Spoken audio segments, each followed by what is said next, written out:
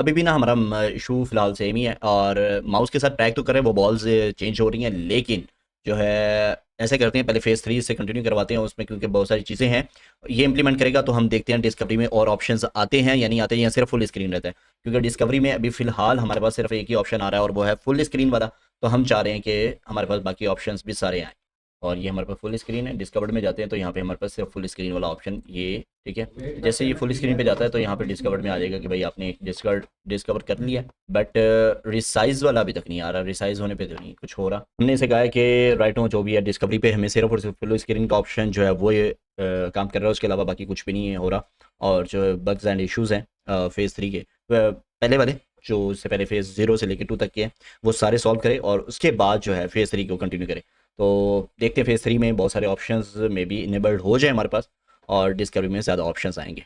Phase 3 जो है वो कंप्लीट हो चुका। अच्छा, यहाँ पर उससे फेज़ 3 के चीज़ें कुछ बताई हैं कि अब श्रिंकिंग विंडो वो भी काम करेगी, और एक्सट्रीम माउस स्पीड वो भी काम करेगा। डीप आइडल के 10-12 सेकंड के लिए कीबोर्ड को बिल्कुल छोड़ दो, माउस वगैरह को छोड़ दो, तो उस चीज़ को भी वो काउंट करेगा। नंबर कीज़ वगैरह भी, और बाकी सारी चीज़ें भी। तो चलो टेस्ट कर लेते हैं, इसको देख लेते हैं जाके। यहाँ पर हम क्रोम को ओपन कर लेते हैं। क्रोम कहाँ गया? क्रोम भाई आ जाओ। तो ये क्रोम पर हमारी वेबसाइट ओपन है, और इसको जाके रिफ्रेश कर लेते हैं, ठीक है। और ऊपर से भी इसको एक्सट्रीम स्पीड, अच्छा एक्सट्रीम स्पीड हमने बहुत ज़्यादा ऐसे किया तो एक्सट्रीम स्पीड, ये बैकग्राउंड में जो ये यहाँ पर हमारे पास एलिमेंट्स एब्स्ट्रैक्ट जो सर्कल्स आ रहे हैं, ठीक है, ये स्पिन कर रहे हैं हमारी माउस की स्पीड के साथ, ठीक है। और एक्सट्रीम स्पीड में वो यही कर रहा है, और बार बार स्पिन बहुत ज़्यादा तेज़ कर रहा है। अच्छा, इसको छोड़ते हैं, उसके बाद हम कीबोर्ड वाला देख लेते हैं, कीबोर्ड वाले पे कोई काम करता है कि नहीं। कीबोर्ड 1 2 3, ठीक है, लेकिन इस पे हो क्या रहा है वो देखना चाह रहा हूँ। इफ 1 पे डीप आइडल भी काम कर गया, क्योंकि कुछ देर मैंने कीबोर्ड के बटन जो है नहीं दबाए। और अगर मैं 1 दबाता हूँ, नहीं, कुछ फ़र्क नहीं नज़र आ रहा। चलें देखते हैं, इसको भी जाके अब दोबारा उसके पास चलते हैं, चैट जीपीटी के पास और एंटी ग्रेविटी के पास, और देखते हैं क्या प्रॉब्लम है। अब ये प्लान हमने दोबारा इसको कंप्लीट दे दिया है, व्हाट आर यू डूइंग, और मैंने बहुत कुछ इसको कहा है। मैंने इसको कहा है दोबारा हम आपको चांस देते हैं और प्रॉम्प्ट देते हैं कंप्लीट, और इसके अकॉर्डिंग आप सारा प्लान और सारे डॉक्यूमेंट्स और बाकी स्किल्स वगैरह बना लो। लेकिन एक और काम करते हैं, हम यहाँ पर कोडिंग मॉडल के बजाय थिंकिंग मॉडल यूज़ कर लेते हैं। सोनेट या ओपस को हम यूज़ कर सकते हैं, तो ओपस को कर लेते हैं, बेहतर मॉडल है क्लाउड का। तो कोडिंग हम उसी से करवाएंगे, बट ये प्लान्स वगैरह और स्किल्स वगैरह के लिए तो हम देखते हैं ये इसके अंदर कैसे काम करता है, क्या सही क्या रिप्लाई आते हैं। अच्छा, यहाँ पे मैं आपको सबसे बड़ा डिफरेंस दिखाता हूँ कि जो है ना जिम्नाई का कोड और क्लाउड कोड की अभी सिर्फ प्लान बनवाया है, और उसमें कितना बड़ा डिफरेंस है।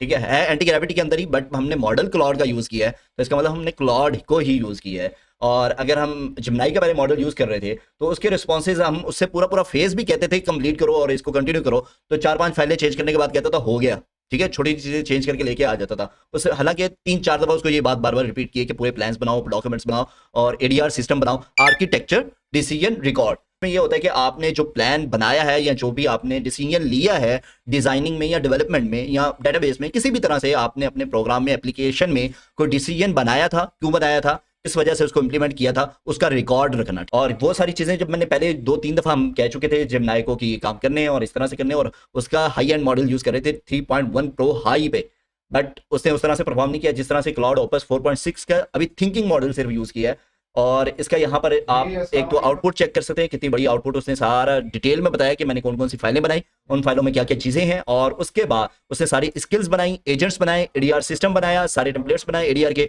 और उसने फंक्शन रिक्वायरमेंट्स जो जो थी वो सारी बनाई। और उसके बाद अब जब ये सिर्फ प्लान्स बने हैं, ठीक है, और टास्क लिस्ट पूरी बना के उसको एक इंप्लीमेंट कर दी। यहाँ पे अगर मैं आपको टास्क लिस्ट दिखाऊं तो ये पूरी उसने टास्क लिस्ट पूरी बना के दी है।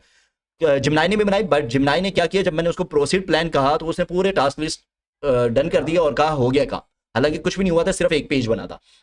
और यहाँ पर उसके बाद यहाँ पर इसने इम्प्लीमेंटेशन प्लान जो बनाया उसमें भी इसने सारी चीज़ें बताई हैं, क्या क्या मसले थे, क्या क्या इश्यूज आ रहे थे, और क्या वर्क नहीं कर रहा था, और ये पूरा एक टेबल लिस्ट बना के दे दिया कि ये इश्यूज थे।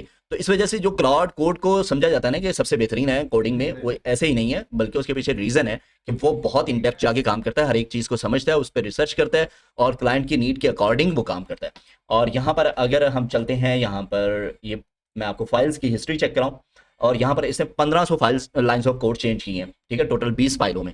और जबकि हम शुरू में पूरा प्लान, पूरा हमारा जो प्रॉम्प्ट था एक दफ़ा दे चुके थे जिमनाई को और सारी काम करवा चुके थे, बट उसने उस चीज़ को इम्प्लीमेंट नहीं किया।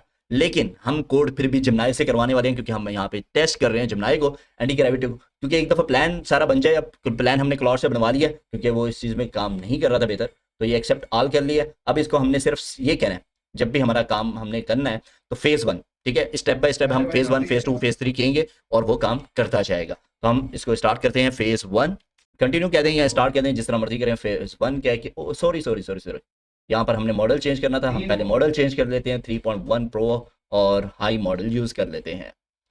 3.1 लो मॉडल है, यहाँ से हमने हाई मॉडल पे जाना है और हाई मॉडल पे जाके यहाँ पर हम अब कहेंगे फेज़ 1 कंटिन्यू। और इसमें इसने सारी चीज़ें बनाई हुई हैं, यहाँ पे एजेंट्स, रूल्स, स्किल्स, और यहाँ पर डॉक्स के अंदर भी बाकी सारी चीज़ें मौजूद हैं। ADRF फंक्शन रिक्वायरमेंट्स हैं, और जो रिक्वायरमेंट्स थी वो भी सारी हुई पड़ी हैं। फेज़ 1 कंटिन्यू कहते हैं इसको, और ये यहाँ से काम आगे स्टार्ट कर देगा।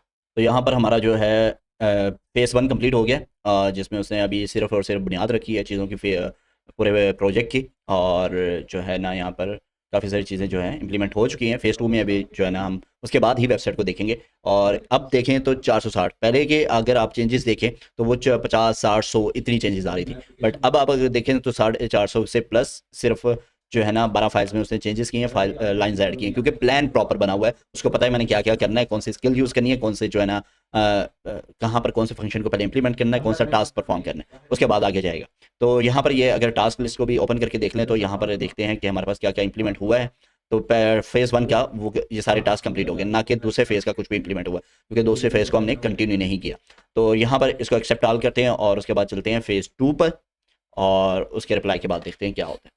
अच्छा जी, ये जो इंटर मोड वाला जो ऑप्शन है ना, बहुत ही ज़बरदस्त आउट क्लास है, और इसमें अब हमारे पास एरो कीज़ का भी ऑप्शन मौजूद था कि एरो कीज़ से भी आप कुछ कर सकते हैं। तो देखते हैं क्या होता है। Arrow keys up down plus minus, उसने कहा है +5 प्लस -5, इंटर मोड से वापस चले जाते हैं।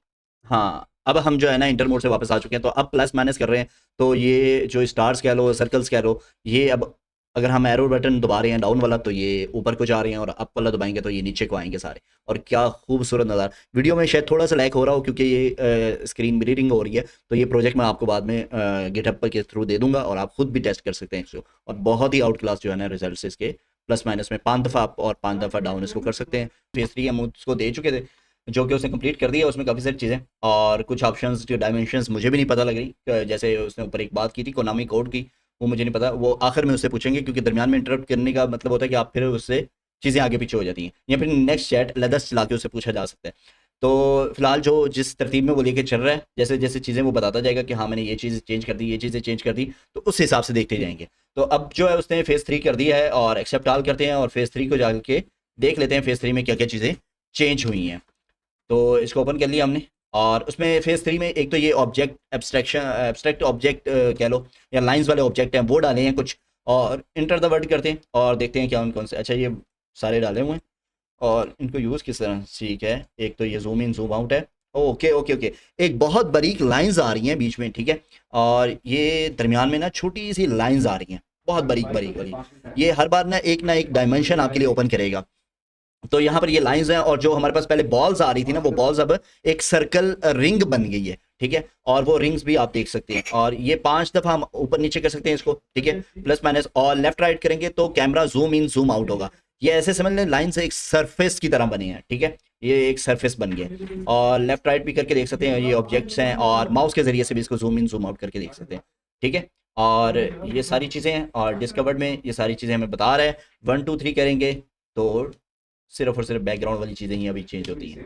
ओके, अब देखिए कितना क्लियर है। डायमेंशन जब हमने वो किया ना, इंटर मोड में आ गए, तो ये हमारे लिए एक अलहदा ही डायमेंशन ओपन हो गई है। और इसको मैं कहता हूँ डायमेंशन 1 2 3, और ये ठीक है, और लेफ़्ट राइट ऊपर नीचे ये सारा हम देख सकते हैं इस तरह से, ठीक है। ये ऐसे समझे एक जैसे गेम के लिए सरफेस बनाया जाता है ना, ये उस तरह से एक सरफेस पूरा बन गया।